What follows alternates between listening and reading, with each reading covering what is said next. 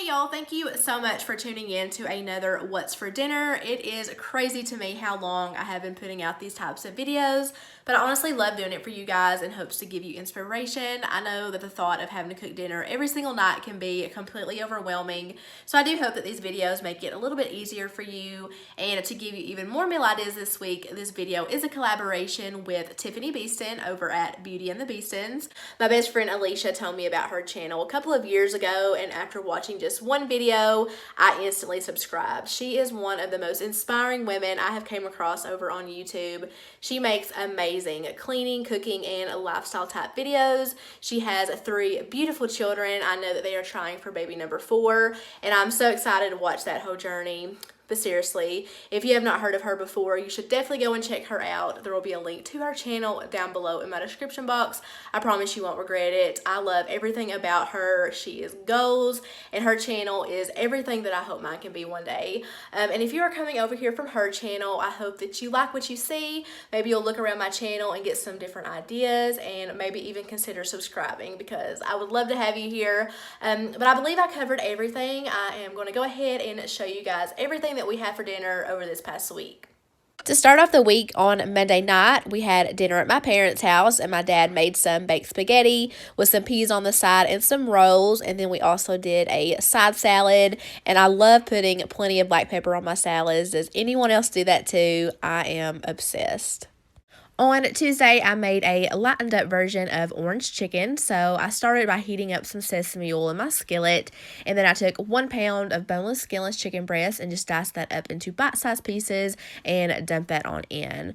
The recipe didn't call for it to be seasoned, but that killed my soul, so I had to at least add in some garlic powder and some pepper. You don't need salt because you are going to be making a flavorful sauce that's going to be coated in, which I'm showing you right here. So all that is 1 cup of orange juice. You'll also need some chicken broth. I'm adding in 2 tablespoons, followed by 2 tablespoons of soy sauce. If you wanted to make it even healthier, you could use the coconut aminos. I couldn't find that in my town, so I just used what I had on hand. You'll also need some honey. I didn't measure it, but you need about 1.5 tablespoons. Also, some more garlic powder, some ground ginger. You could, of course, use fresh if that's what you prefer. And then last but not least, I'm just going to zest some of this orange. Definitely not all of it. I probably went a little overboard. I don't remember the exact measurement, but I will have this recipe linked down below in my description box as always. So that's it for the sauce. I'm just going to stir it together really well, making sure that I really break up that honey. And then back to the chicken. As you can see, it browned nicely. It only took a few minutes to cook up, and then I just removed that to a separate bowl and set that to the side. So then to that same skillet, I'm just pouring in that sauce, and I'm just going to let that cook for about 10 to 15 minutes. I'm letting that bubble, stirring every minute or so until it looks something like this, and you'll know when it's ready when it pulls away from the sides. And then I'm just going to take that chicken and dump it back on into that sauce and just toss it all together. As you can see, it was the perfect ratio of sauce to chicken.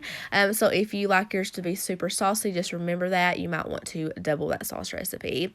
But here it is once it was all finished. I think it looks pretty darn good, and it really was. It had a strong orange flavor, which I really liked. I topped mine with some sesame seeds, and on the side I just have some brown rice, and then I steamed up some fresh green beans that I sprinkled with a little bit of this Himalayan pink sea salt, and it was just delicious and light. Highly recommend. On Wednesday, I tried a new recipe for some Philly cheesesteak sloppy joes. As you can see, very few ingredients, which is my favorite type of recipes. So all that you'll need is a pound of ground beef. I'm using some 85% lean. You'll need some A1 sauce, which is a staple in my house, one of my absolute favorite things, and this is what called me to this recipe. You'll also need a green pepper chopped, some beef broth, garlic and onion powder, and some salt and pepper. So I'm just going to get all of this thrown into my skillet and cook together.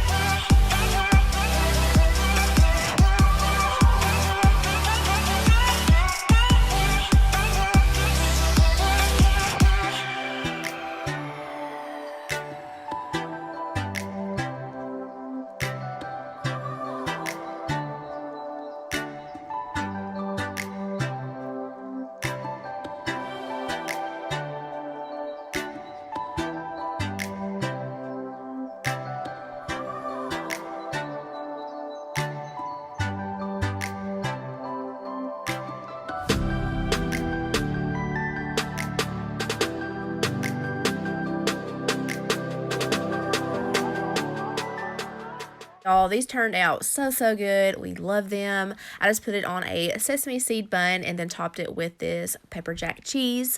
And then on the side, you guys saw me air fry some tater tots. I just cooked those at 400 degrees for about 15 minutes. And then I just have a simple side salad of lettuce, tomato, carrots, some ranch, and then I sprinkled it with some everything bagel seasoning.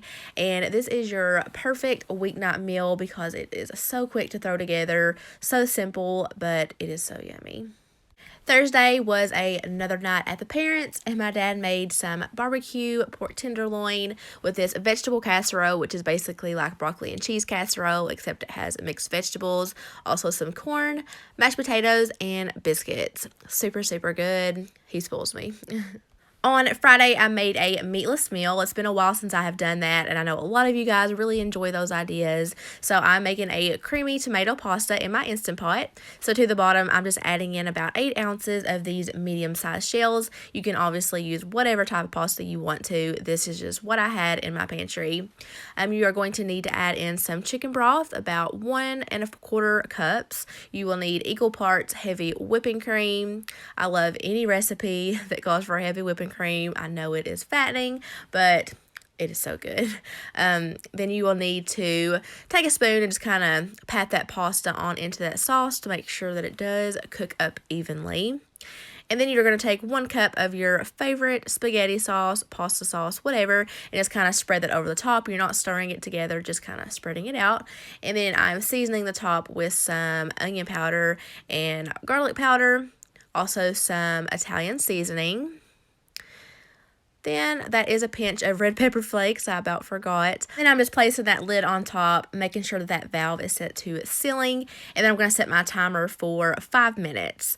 Once that timer goes off, I'm going to do a quick release, and I'm just giving it a quick stir. And that looks pretty good if you ask me. It kind of looks like mac and cheese, but definitely doesn't taste like it.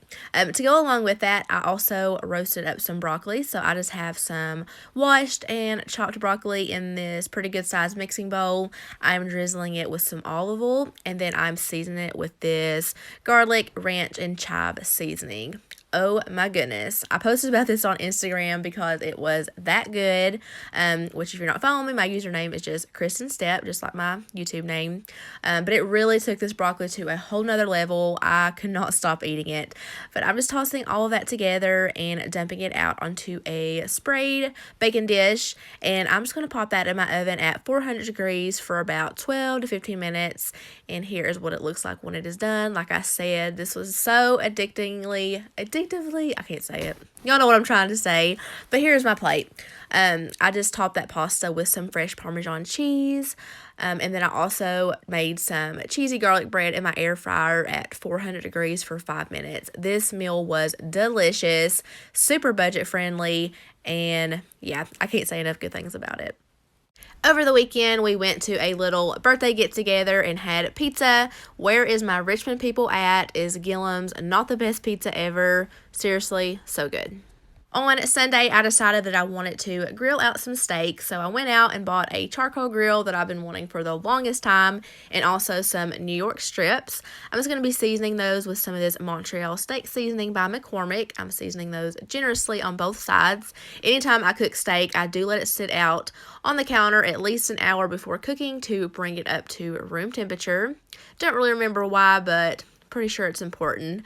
So I'm so sorry about this dark footage. Before you know it, after you do all the things, it's nighttime. It took a while to get this thing set up, and it took a while to get the charcoal lit.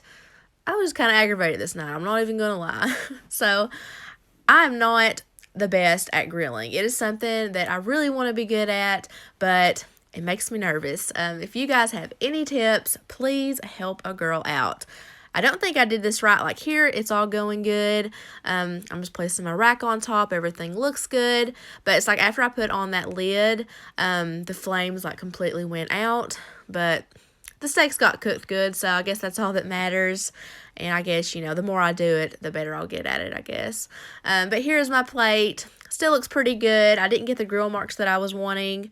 but we'll get there. I love that charcoal flavor though. And then I also made some loaded baked potatoes. I just cooked those potatoes in the oven for an hour with some olive oil and sea salt and just topped it with some butter, sour cream, cheese, bacon, and some dried chives. And then of course I drowned everything in some A1 sauce after I filmed this clip. And of course I'm going to cut into this and show you guys how I like my steak. Don't come at me, people. I don't like mine oozing with blood. I used to get mine well done. I think I've moved up a step. I like it slightly pink in the center. To me, this is perfect. But that's going to wrap up another video. I really hope that you guys enjoyed it. Thank you so much for watching, and I hope you all have a great week.